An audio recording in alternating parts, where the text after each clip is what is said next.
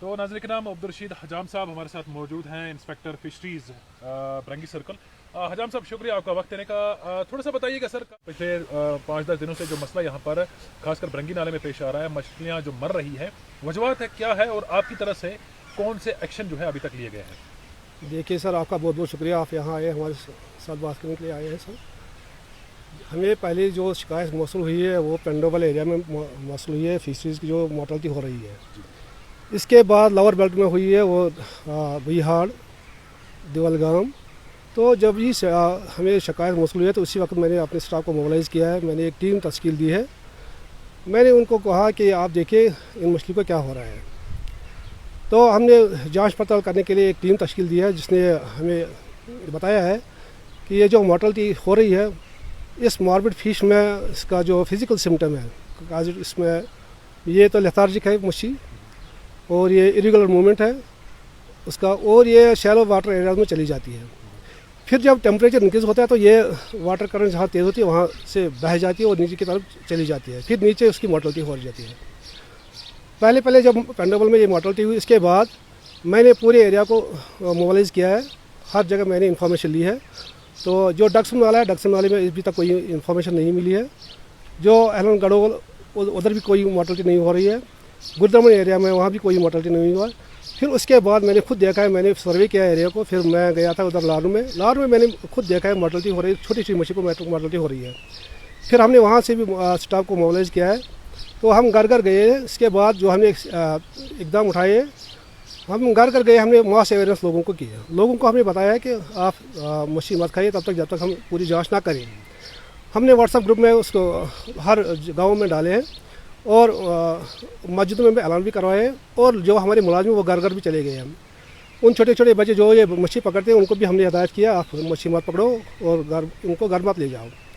फिर हमने जब जांच किया तो हमने फिर पहली बार हमने देखा है कि एक काजेटिव एजेंट कौन है, whether it is bacterial, whether it is biological, whether is chemical, whether is physical factor, इस पर कौन सा फैक्टर रिस्पॉन्सिबल है, ये तभी पता चलेगा जब हम उसको पूरा जांच करेंगे। जांच हमने जब किया तो हमने उसको डाइसेक्ट किया है, या फिजिकल जब हमने फिजिकल अपीयरेंस को देखा है, फिजिकल फैक्टर, तो हमने उसको मछली को ऐसे जो गिल्स है, गिल हमने पूरे उसको डिस्ट्रॉय देखे। जब गिल हमने डिस्ट्रॉय देखे तो हमने इसका मतलब ये तो वाटर क्वालिटी ठीक नहीं है।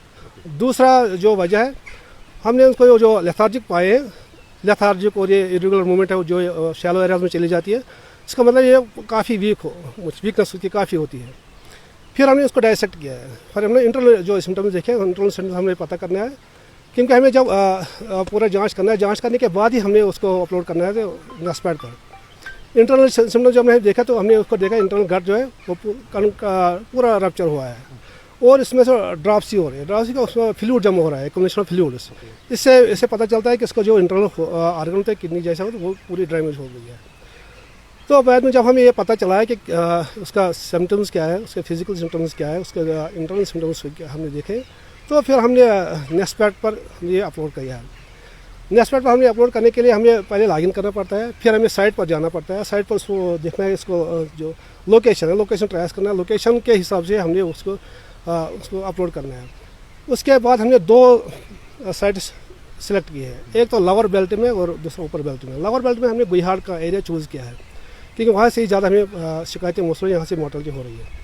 फिर हमने वहाँ से ही सैंपल लिए, सैंपल उठाए, सैंपल हमने उसको डाइसेक्ट किया है, फिर लाइव लोकेशन हमने भेजे, फिर अपलोड किया है। उसके बाद हम लारू एरिया में चले गए, लारू में भी ऐसा सेम किया है।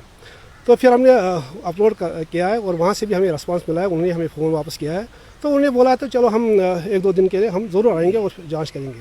जब तक ये जांच पता नहीं चलेगा इसका काजेटिव एजेंट क्या है, ये कैसे मर रही है, तब तक हम लोगों से यही गुजारिश करें कि आप नाले पर मत जाए। बहुत सारे बच्चे हमने देखा जनाब वाला कि वो इन मछलियों को जो ये जिस तरह से आपने देखा कि वीक मछलियाँ बहुत सारी इसमें हैं, उनको पकड़ रहे हैं, या जो मरी हुई मछलियाँ हैं उनको पकड़ रहे हैं, वही खा रहे हैं। तो लोगों के लिए आपका क्या मैसेज? वही तो मैंने बोला ना, ये वीक मछली होती है, काफ़ी वीक होती है। फिर जब वाटर करंट से जहाँ तेज़ वाटर फ्लो होता है वहाँ से नीचे चले जाती है और नीचे में उसकी मोर्टलिटी होती है, ये बर्दाश्त नहीं कर पाती है। तो इसलिए हम लोगों से गुजारिश करते हैं आप मत ये मछली मत खाइए तब तक जब तक हम पूरा जांच ना करें। डॉक्टर साहिबान उन्होंने हमें फ़ोन किया, हम आएंगे, वो कल या आज या कल आएंगे तो वो पूरी जांच करेंगे और जांच करने के बाद ही हम लोगों को बताएंगे इसके मसले को क्या साहब है। आखिर पे आपसे पूछना चाहेंगे, पिछले 2-4 सालों से आप यहाँ पर अपने फराइज जो है वो अंजाम दे रहे हैं, क्या आपको लगता है जो ये नाला है, क्या इसका पानी ऐसा ही पोल्यूटेड था पहले भी, 4 साल पहले भी जैसा आज है? नहीं, या पहले आपको लग रहा है कि पहले इसमें increase हुआ है? पहले नहीं था, पहले इतना पोल्यूशन नहीं था। आजकल आज बहुत पोल्यूशन है।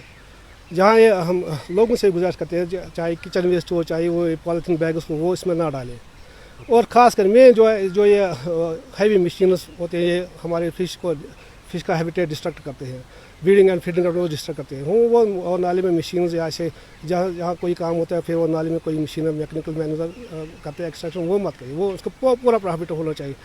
तो ये उससे भी हो जाता है, और दूसरा ये पोल्यूशन से भी होता है। लोग जब कोई उसका पॉलीथीन हो या किचन वेस्ट या कोई भी गंदगी हो, वो उसमें नाले में डालते हैं। वो जम्मू के बाकी इलाकों में पांचत की बात करें या बाकी कुछ श्रीनगर में भी हमने देखा कि इस तरह से जो है मोर्टालिटी हो रही है, तो आखिरकार वजह क्या है? क्या ये ऑल अराउंड जम्मू कश्मीर हो रहा है या कोई पर्टिकुलर जगह है? नहीं, पर्टिकुलर फिश पर हो रहा है, पर्टिकुलर जगह नहीं है, पर्टिकुलर फिश पर हो रहा है। ओके। हाँ, ये गांधर में भी हुई है, उधर वेशो नाले में भी हुई है, वेरीनाग में हुई है, पांचत में भी हुई है, मटन नाग पर भी हुई है, अच्छाबल नाग पर हुई है। वहाँ ये पर्टिकुलर फिश है।